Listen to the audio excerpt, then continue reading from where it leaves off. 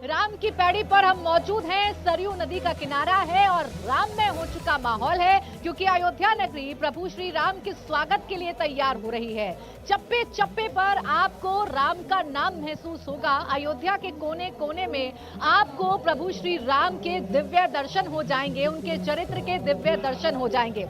आज अपने इस खास बुलेटिन में मैं आपको दिखाऊंगी कि अयोध्या नगरी आखिरकार कैसे तैयार हो रही है। अयोध्या नगरी में 22 तारीख का कितनी बेसब्री से इंतजार किया जा रहा है। 500 साल के लंबे इंतजार के बाद रामलला अपने भव्य मंदिर में विराजमान होंगे।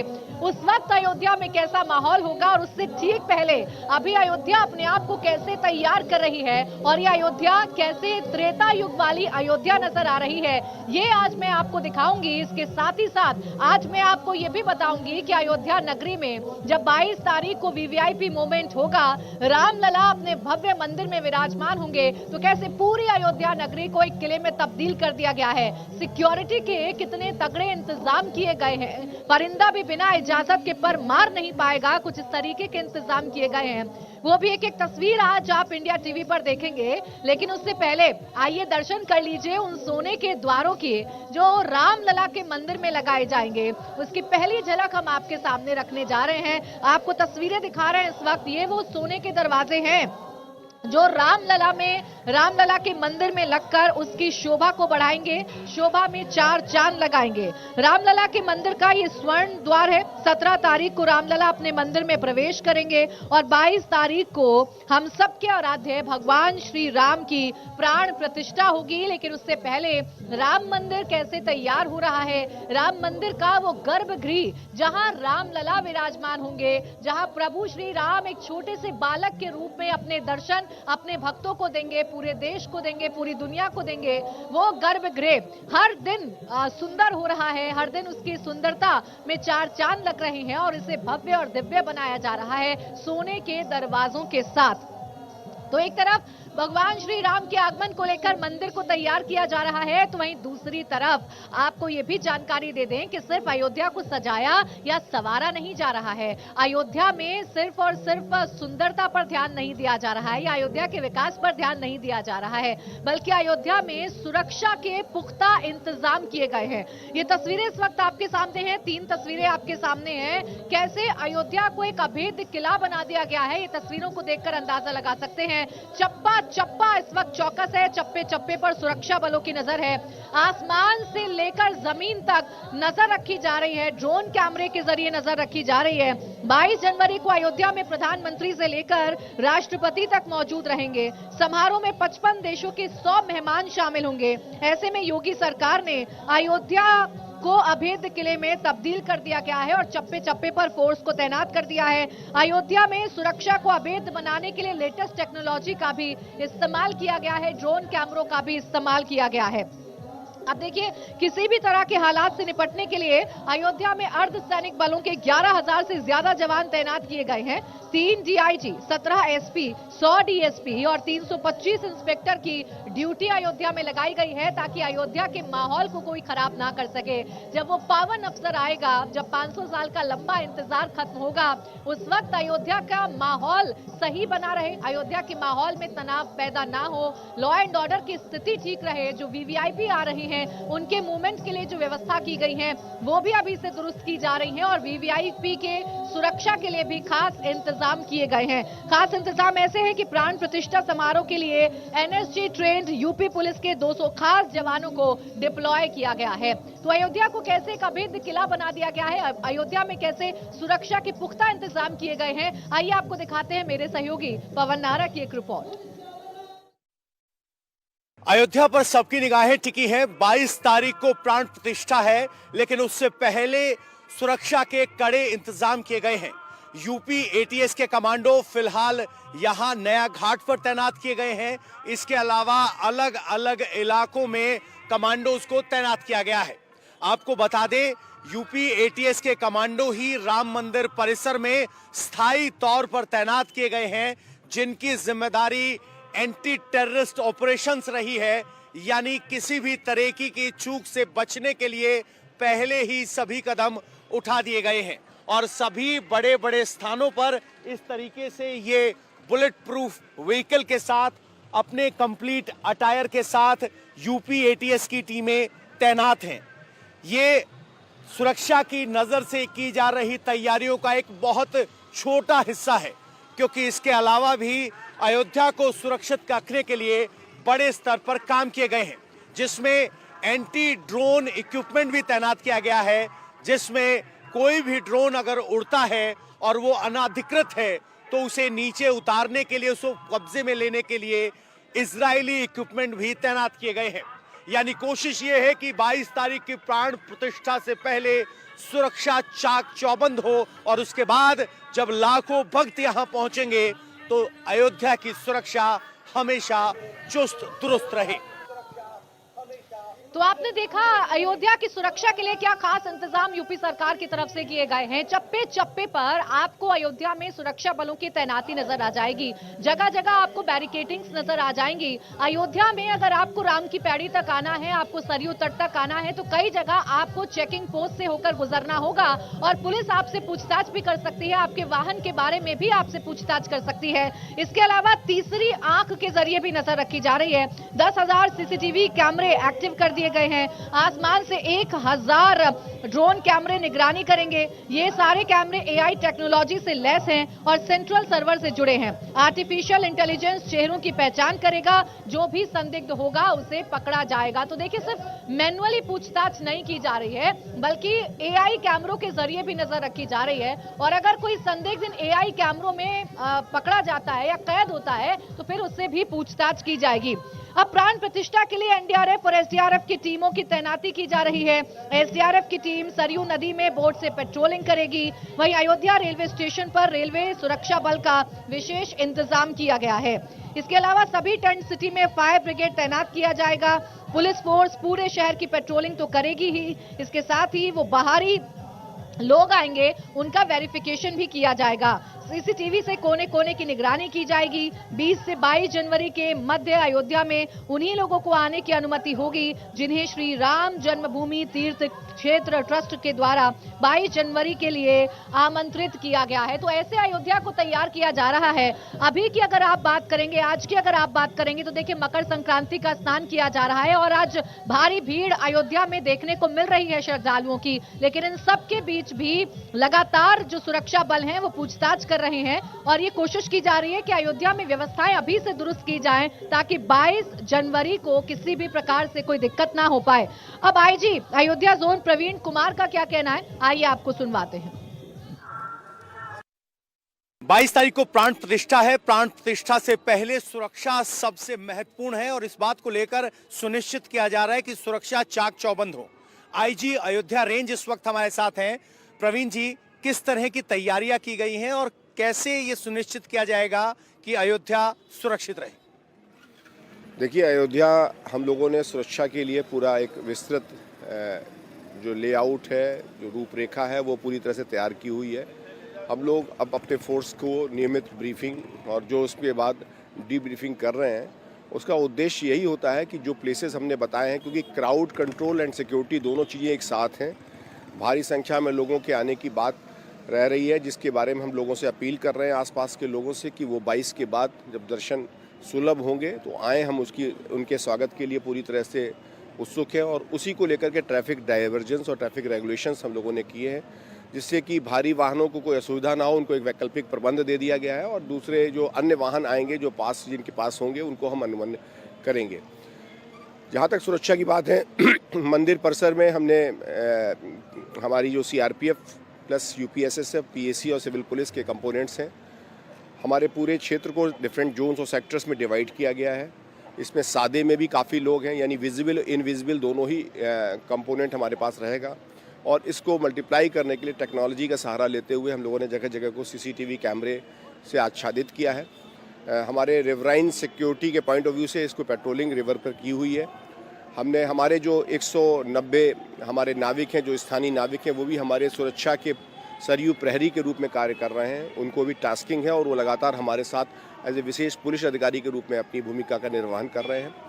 हमने उसमें सरयू नदी पर अपना फ्लोटिंग कंट्रोल रूम के माध्यम से हम दोनों तटों पर निगरानी कर रहे हैं, प्लस अपने कोई अनऑथराइज्ड बोट सेक्टर नहीं है, उसको भी हम लोग लगातार उसकी रिव्यू कर रहे हैं। साथ साथ जो हमारा कंट्रोल रूम येलो जोन हमारे जो हमने कंट्रोल रूम बनाए हुए हैं वहाँ पे डिफरेंट सीसीटीवी कैमरों की फीड और उसमें जो सेलेक्टेड प्लेसेस हैं वहाँ पे एनपीआर कैमरों के थ्रू हम व्हीकुलर मूवमेंट को भी मॉनिटर करते हैं और साथ साथ में आर्टिफिशियल इंटेलिजेंस की टेक्निक का इस्तेमाल करते हुए जो टारगेटेड टास्किंग दी जाती है उस पर भी लोग कार्रवाई कर रहे हैं।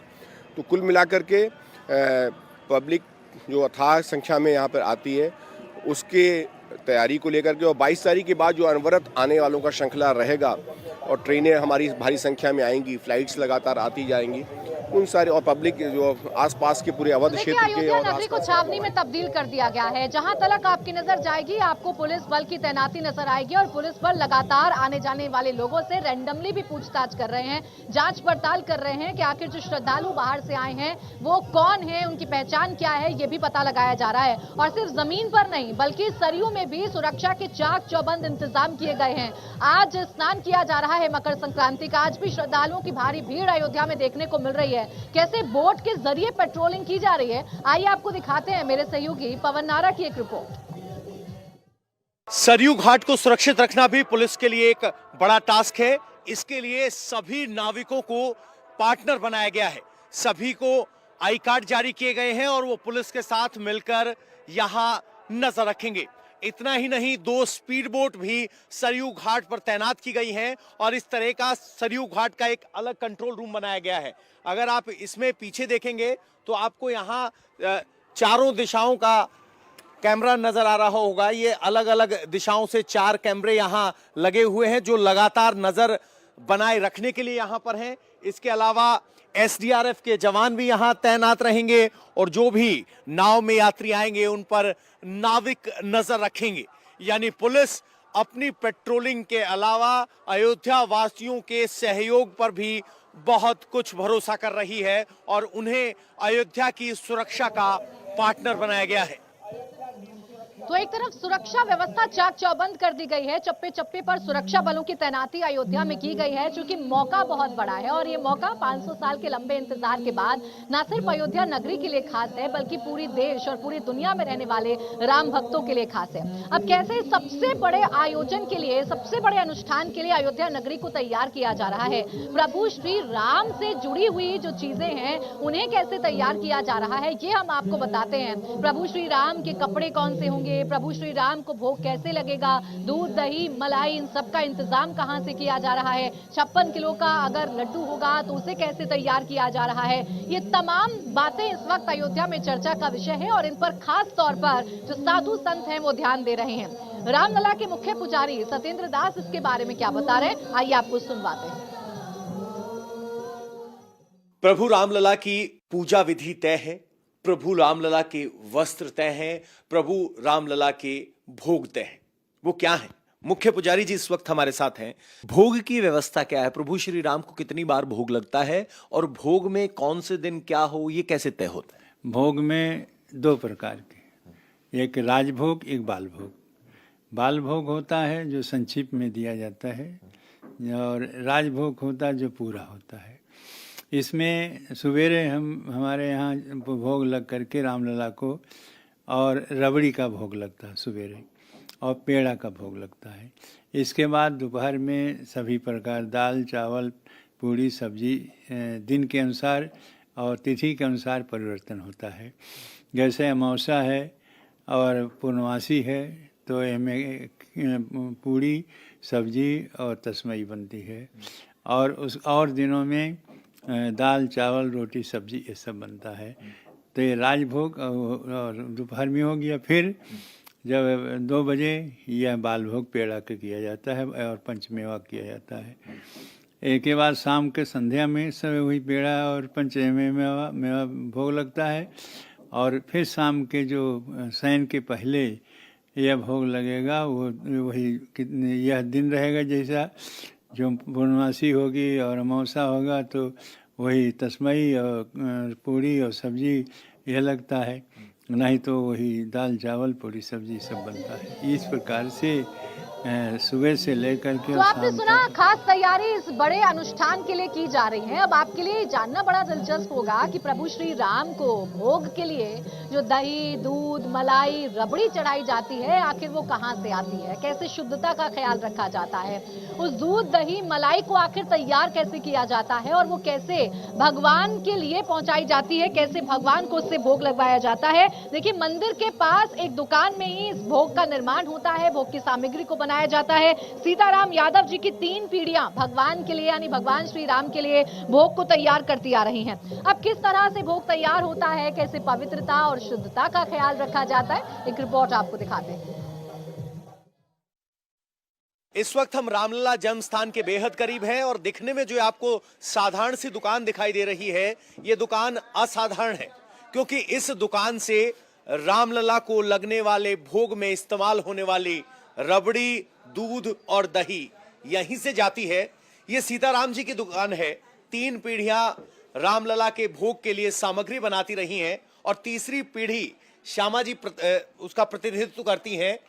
रबड़ी प्रभु श्री राम के दरबार में पहुंचती हैं। मैम, एक भव्य मंदिर बन रहा है, भोग जो लगता है उसकी रबड़ी आप तैयार करते हैं, आपके लिए कितना गर्व का विषय है? और जब रबड़ी तैयार करते हैं तो क्या क्या ध्यान रखते हैं? जी, हम लोग रामलला का भोग प्रसाद देते हैं। हम लोग बहुत उत्साहित भी हैं और अपने को भाग्यशाली समझते हैं कि हमारे हाथ का बना हुआ रामलला को भोग प्रसाद मिलता है। रोज नित्य के बाद जो है हम लोग साफ सफाई से, पहले हमारे पिताजी बनाते थे, अब हम बनाते हैं, बाबा बनाते थे, तीसरी पीढ़ी हम लोगों की है और हमारे पिताजी राम जन्मभूमि के गवाह भी रह चुके हैं, बाबा भी रह चुके हैं, गवाह रह चुके हैं। जब आपने उनसे सीखा कि कैसे रबड़ी बनानी है या दही, तो किन बात की हिदायत दी गई आपको? जी, पिताजी हमेशा कहते हैं रामलला का भोग प्रसाद है, बहुत साफ सफाई से बनाना है और हमें उसमें स्वच्छता का कोई मिलावट नहीं करना है, सब ध्यान में रखते हुए राम जी को। और ये भी है कि एक मूल्य जो निर्धारित है वही लिया जाता है, ये नहीं कि ज़्यादा कम करके। जी, तो आपने सुना, भगवान श्री राम को जब भोग लगाया जाता है या उनके भोग के लिए जब सामान बनाया जाता है तो विशेष बातों का ख्याल रखा जाता है और यही रिश्ता अयोध्या वासियों का प्रभु श्री राम से है, अपने रामलला से है। और जब रामलला अपने भव्य मंदिर में विराजमान होंगे तो उनकी छटा देखते ही बनेगी। अब कैसे भगवान श्री राम की प्राण प्रतिष्ठा होगी और क्या तैयारी प्रभु श्री राम के मंदिर में की जा रही है, आइए आपको ये भी बता देते हैं, क्योंकि प्राण प्रतिष्ठा का काउंटडाउन शुरू हो गया है। बस कुछ ही दिन का वक्त बाकी है जब 22 जनवरी को प्रभु श्री राम अपने भव्य मंदिर में विराजमान होंगे। जन्मभूमि ट्रस्ट ने कहा है कि 17 जनवरी के दिन भगवान रामलला अपने मंदिर में प्रवेश करेंगे और 18 जनवरी को रामलला गर्भगृह में विराजमान होंगे। मंदिर ट्रस्ट की तरफ से साफ किया गया है कि भव्य राम मंदिर लगभग बनकर तैयार है। प्राण प्रतिष्ठा को लेकर सभी जरूरी तैयारी है। तो ये तैयारी की गई है। 17 जनवरी वो दिन होगा, यानी आप ये कह सकते हैं कि आज से ठीक 2 दिन बाद 17 जनवरी वो दिन होगा जब प्रभु श्री राम अपने मंदिर में प्रवेश करेंगे और फिर 22 जनवरी को उनकी प्राण प्रतिष्ठा की जाएगी। प्रतिष्ठा की दृष्टि से जो आवश्यक तैयारी है वो पूरी चल रही है। एक और भव्य मंदिर लगभग खड़ा हो चुका है, दूसरी ओर अयोध्या सज रही है, तीसरी ओर विधि विधान के लिए सभी लोग सिद्ध हैं। 17 के दिन भगवान रामलला अपने मंदिर में प्रवेश करेंगे, 18 के मुहूर्त पर वे स्वयं गर्भगृह में प्रवेश करेंगे। उनके अनेक प्रकार के संस्कार चलते रहेंगे और इधर यज्ञ मंडप में भी अनेक प्रकार का हवन चलेगा और भगवान की उस दिव्य प्रतिमा के लिए जलाधिवास, धान्याधिवास, पुष्पाधिवास, फलाधिवास, शय्याधिवास, ये सब अधिवासन भी होंगे और इस प्रकार से वह प्रतिमा सिद्ध की जाएगी भगवदीय तेज को धारण करने के लिए।